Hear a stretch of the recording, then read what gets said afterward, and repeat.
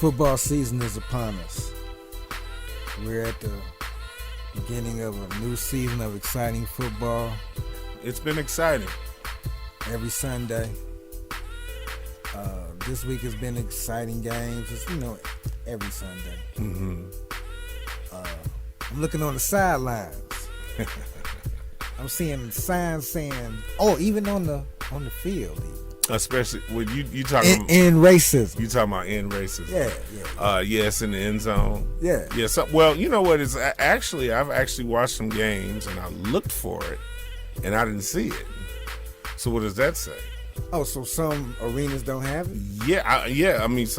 I've actually that might be a fact check we could look and see, but I've actually looked for it in games this year. I actually said to myself, I said, they ain't doing the in racism thing anymore. Right, and it's on the back of the helmets too. Yeah, on some of the helmets, because like they're letting that little piece behind their neck. Some people, I've seen different messages. Okay, so we got in racism on the sidelines and on the field. Mm-hmm. Last year we had Black Lives Matter on the sideline. Right. Okay, so I'm trying to see where we're going with this. Like, what's the thing? What's the agenda behind? Is it propaganda to keep it boiling, to keep people talking about racism? I mean, I honestly think that it's a diversion as well as a transfer of wealth. Mm-hmm. Look at how much money Nike made off of the Colin Kaepernick thing.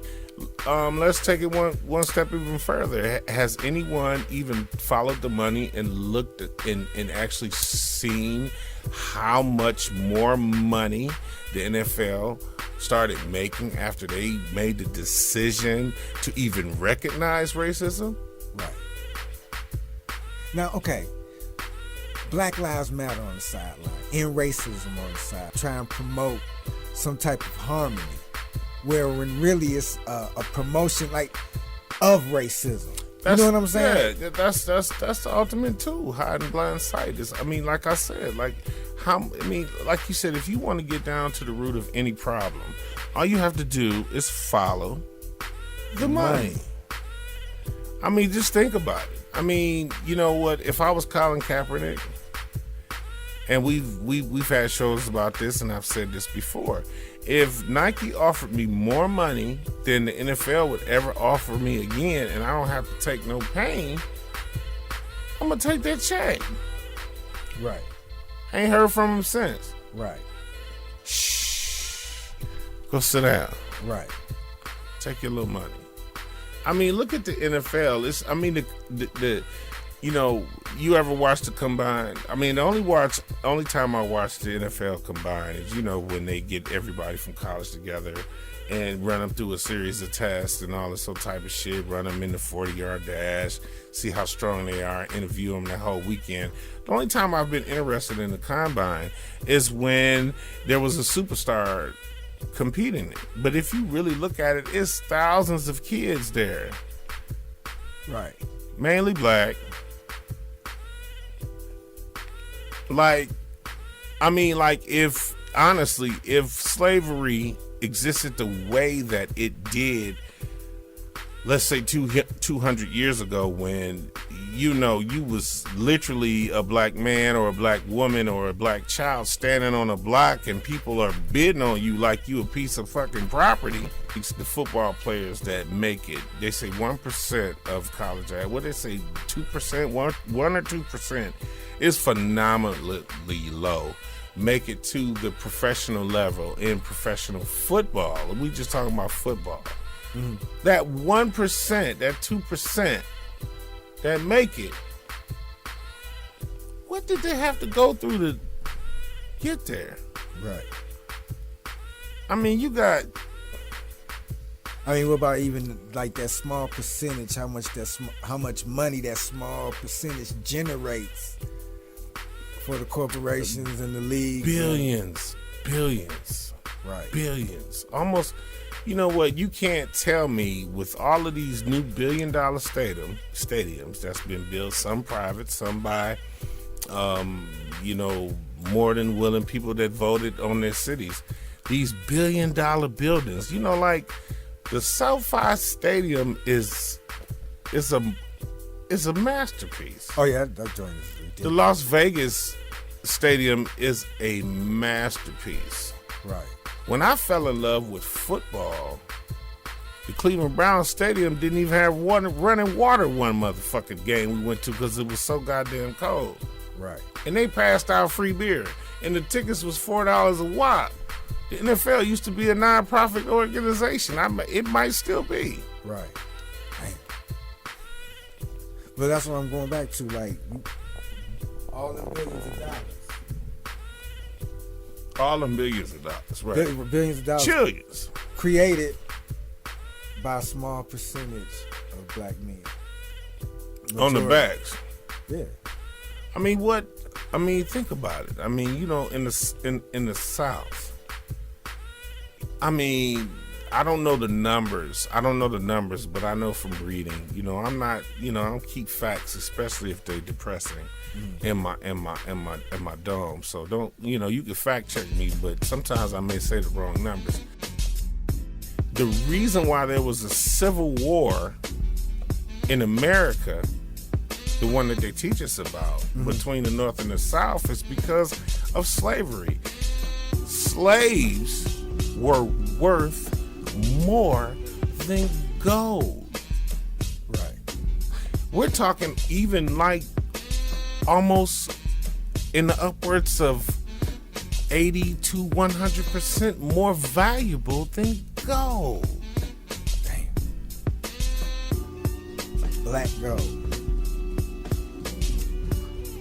I mean, you know what? You take that into consideration. This country, the only reason why this country is what they say great is because of the fact of free labor. Imagine if me and you started Walmart and we didn't have to pay anybody to work for us. Right. Because of a nonprofit. Not only a nonprofit, it's because like slavery was fucking free labor. Right. Okay. And to that cat, I forget this little bitch ass nigga name that was just running for governor in the recall. That coon, the black dude, the rightest commentator. Give black people reparations for slavery. We should give Larry Elder. Yeah, we should give the slave owners reparations for the money they lost. That's like saying, you know what? All the money that Germany and Hitler lost. You know, this country has given the Jewish community retributions. That's like, this suggestion is coming from an African American black man in the United States in 2021. Right. And he raised money. He used his platform to show how many white supremacists that he was down for. Mm-hmm. That being said, you look at the NFL, what's the difference? Right. Like, all the money that the small percentage of black men have built for the NFL, that they could build arenas such as what you said. Why are we seeing signs on the sidelines saying Black Lives Matter last year and end racism this year? Like, that's like an oxymoron. Like, to me, it's not really an oxymoron. It's really not an oxymoron to me, because if you really think about it, it's like, I mean, it's like the oppressor capitalized on the oppressor. That's what we talk about Colin Kaepernick. If they had enough money to give this man all of this motherfucking money for protesting Nike, how much money did they make off of him? Right. I mean, it's some end racism merchandise. It's everywhere. And we know about Black Lives Matter. So it's like all this money generated off of racism. That's why it's never, as long as it generates money for the elite, it's always going to exist. Right. So, okay, listen. And you know what hot goes, like right now, what hot goes right now, I'm going to tell you something. You know what? The thing with Dave Chappelle and I was about to say Jon Gruden. That's what I was about to go. Right, and the Jon Gruden things, and I'm gonna tell you something. I know for a fact I said something last week that I wish I wouldn't have said it. That being said, Jon Gruden, they got these motherfuckers.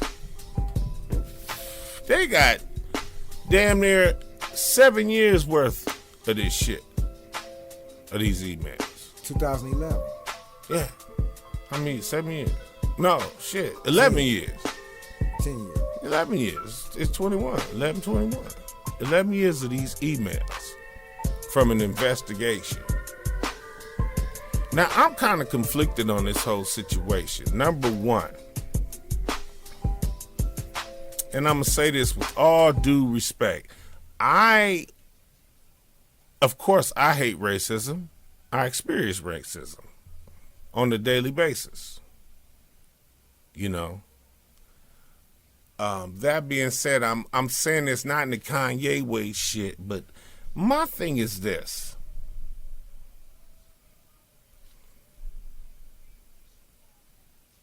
The LGBTQ community has gotten everybody that depends